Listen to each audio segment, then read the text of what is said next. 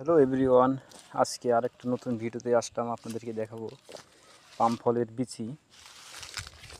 বিচিগুলো হচ্ছে মেন আকর্ষণ হচ্ছে একটা করে বিচি অনেক সুন্দর দেখতে, যে মনে হচ্ছে যে খাজুর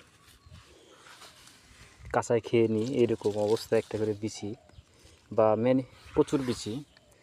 আর এখানে তো পাম ফল আছেই, একটা করে পাম ফল অনেক ওজন, এই যে অনেক ওজন একটা করে পাম ফল।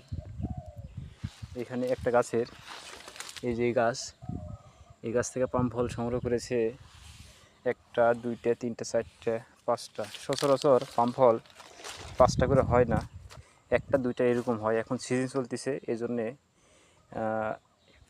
অনেক অনেক পাম ফল ধরে আছে একটা করে গাছে। আর এই পাম ফল যত বেশি হয় তত এইরকম বিচি পড়ে।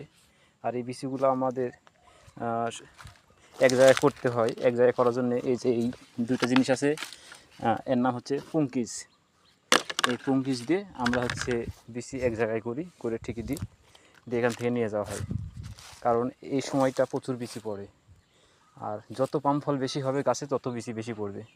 এই যে দেখেন, এই সাইডে প্রচুর পাম ফল কেটে রেখে দেওয়া আছে, হিন্দুনেরা কেটে রেখে দিয়েছে। তো এরকম করে সংগ্রহ করি। আর বিচি আর বিচি। সবাই ভালো দেখবেন। আসসালামু আলাইকুম।